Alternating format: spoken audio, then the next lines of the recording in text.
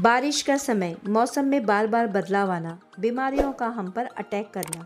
तब क्या बाहर का खाना बंद, घर का सही खाना खाएं। स्वास्थ्य को अच्छा रखने के लिए सारी सब्जियां तो हम खाते ही हैं, परंतु सब्जियां खाकर भी मन उब जाए तब कुछ अलग खाया जाए जो कच्चा भी खा सके या पकाकर भी खा सके। तब याद किया जाता है अंकुरित दालों को, जिन्हें भिगोकर अंकुरित करके हल्का सा तेल में भूनकर, उबालकर, कच्चा या पकाकर खाना सेहत के लिए बहुत ही लाभकारी होता है। ताकत के साथ साथ स्वास्थ्य के लिए भी बहुत ही फायदेमंद है। ये एक हेल्दी फूड है। सुबह के समय सलाद के रूप में लें तो और भी बेहतर। नमस्कार, मैं परछाई आज आपके साथ हेल्दी फूड की रेसिपी शेयर कर रही हूँ, जिसमें खूब सारा पोषक तत्व तथा विटामिन होते हैं, और वो हैं अंकुरित दालें, जिन्हें कच्चा पक्का दोनों तरह से खाकर इनका आनंद ले सकते हैं।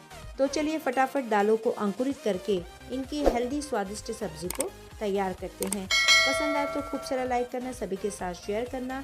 मेरे चैनल में अगर नए हो तो प्यारे से कमेंट के साथ सब्सक्राइब भी कर देना। तो चले इस हेल्दी फूड को बनाने के लिए यहाँ पर मैंने 5 दालों का इस्तेमाल किया है, काली उड़द, हरी मूंग और साबुत मसूर। तो इसे सबसे पहले बड़े बर्तन में डाल लेंगे, बड़े बाउल में डाल लेंगे। तो ये है ब्लैक ग्राम 2 टेबलस्पून के करीब, ग्रीन ग्राम 2 टेबलस्पून के करीब, और ये है ब्राउन लेंटिल।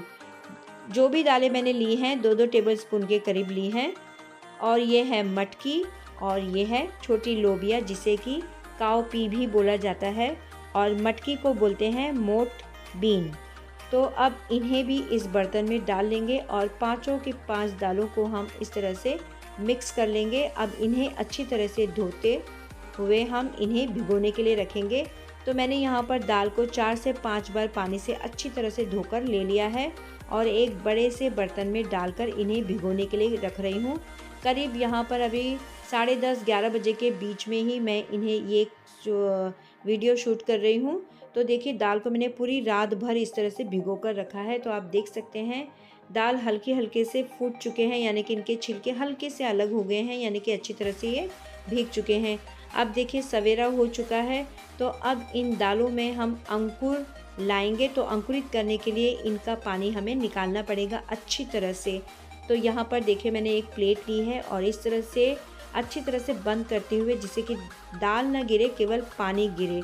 तो सारा का सारा पानी हम इस तरह से निकाल लेंगे, और 1-2 बार दाल को अच्छी तरह से धोकर साफ़ सुथरा कर लेंगे फिर से। और जैसे कपड़े में बांधते हैं दाल को, तब जाके लोग सोचते हैं कि अंकुर आ जाएगा, तो ऐसी बात नहीं है। मैं इसी बर्तन में रखते हुए इसे रात भर इसी तरह से रखूँगी। तो सुबह के अभी 8 बज रहे हैं, तो 8 से मैं रात के 12 बजे तक भी ये देखिए अंकुर मैं आपको बताऊंगी। तो ये हल्के हल्के अंकुर आएंगे इसमें। लेकिन मैं ये जो व्यंजन है मैं सुबह बनाऊंगी, यानी कि दूसरे दिन सुबह।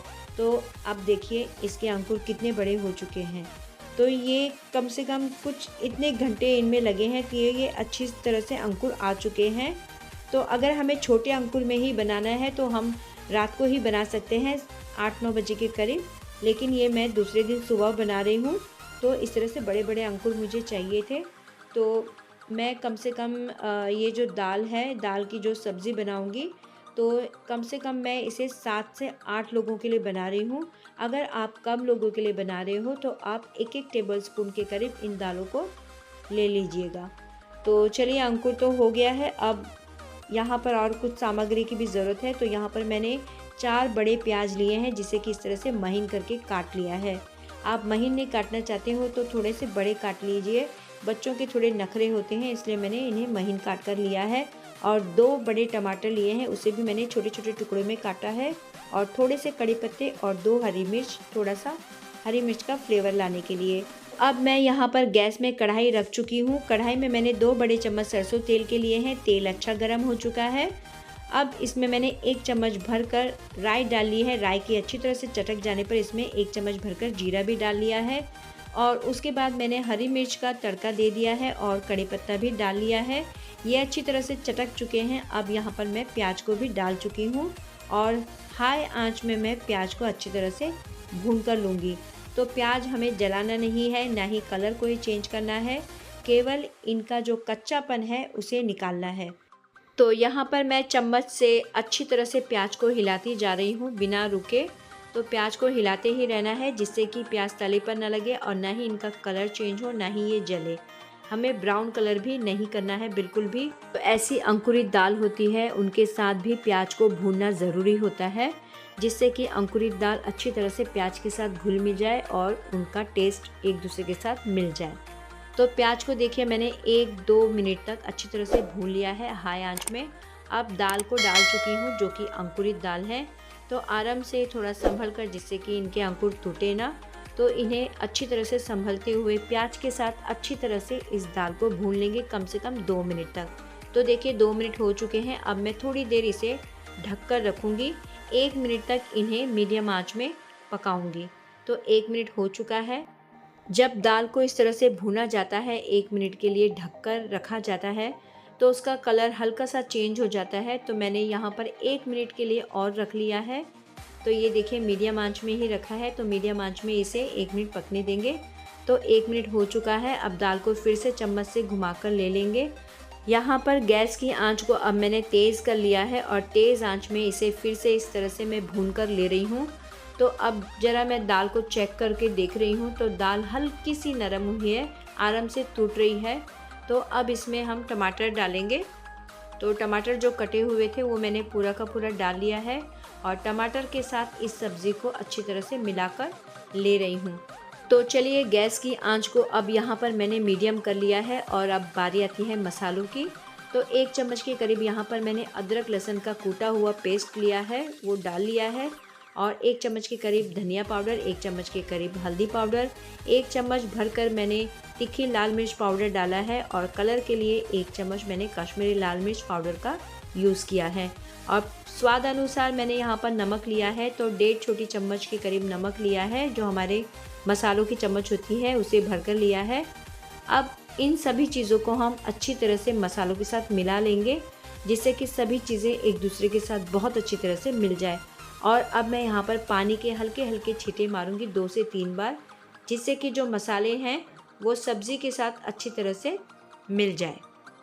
तो चलिए सभी चीज़ें अच्छी तरह से मिल चुकी हैं एक दूसरे के साथ। अब इसे ढककर पकाएंगे करीब 2 मिनट तक लो टू मीडियम आंच में।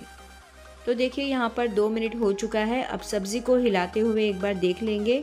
अगर 2 या 3 मिनट की बात होती है, 5 मिनट की बात होती है, तो बीच बीच में सब्ज़ी को ज़रूर हिलाना चाहिए जिससे कि वो तले पर ना लगे और एक दूसरे के साथ अच्छी तरह से मिलजुल कर वो अच्छी तरह से स्वाद दे। तो यहाँ पर देखें मैंने 1 गिलास भरकर अब इसमें पानी डाल लिया है। तो इसी पानी में अब सब्ज़ी को अच्छी तरह से हमें पकने देना है। अगर आपको इसमें थोड़ी तरी ज़्यादा चाहिए हो तो आप पानी थोड़ा सा और यूज़ कर सकते हैं, लेकिन मुझे इतना ही चाहिए तो मैंने 1 ही गिलास का यूज़ किया है। अब इसमें थोड़ा सा हरा धनिया डालते हुए इसे ढककर पकाएंगे करीब 10 से 12 मिनट तक लो टू मीडियम आंच में। और इतनी आंच का इसमें ज़रूरी है जिससे कि सब्ज़ी हल्की हल्की गल जाए, यानी पूरी तरह से नहीं गलाना है, क्रंची क्रंची सा रखना है।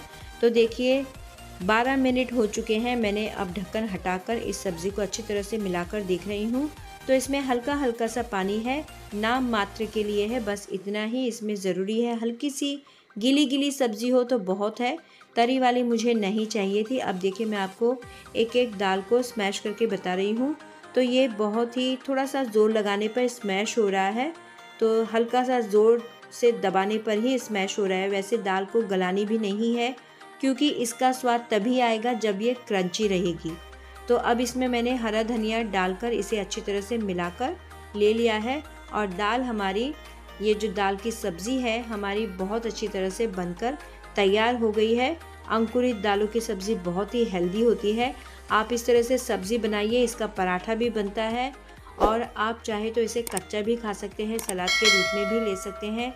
हल्का सा उबाल कर, हल्का सा तेल में भूनकर भी प्याज के साथ भी लेकर इसे खा सकते हैं। तो देखिए अब मैं इसे प्लेट में आपको निकाल कर बता रही हूँ। तो इससे आपको अंदाज़ा आ जाएगा कि ये सब्ज़ी किस तरह की बनी है। तो आप देख सकते हैं दाने हर तरह से खिले खिले से हैं और ये बिल्कुल भी गले हुए नहीं हैं, साबुत के साबुत हैं और अच्छी तरह से पके हुए भी हैं। तो बस इस सब्ज़ी को इस तरह से ही पकाना है, ज़्यादा गलाना नहीं है। आप चाहे तो इसे कुकर में भी बना सकते हैं, लेकिन मुझे कढ़ाई में बनाई हुई सब्ज़ी का टेस्ट बहुत ही अच्छा लगता है। इस तरह का क्रंचीपन कुकर में थोड़ा सा कम आता है, उससे दाल जो होती है थोड़ी ज़्यादा गल जाती है।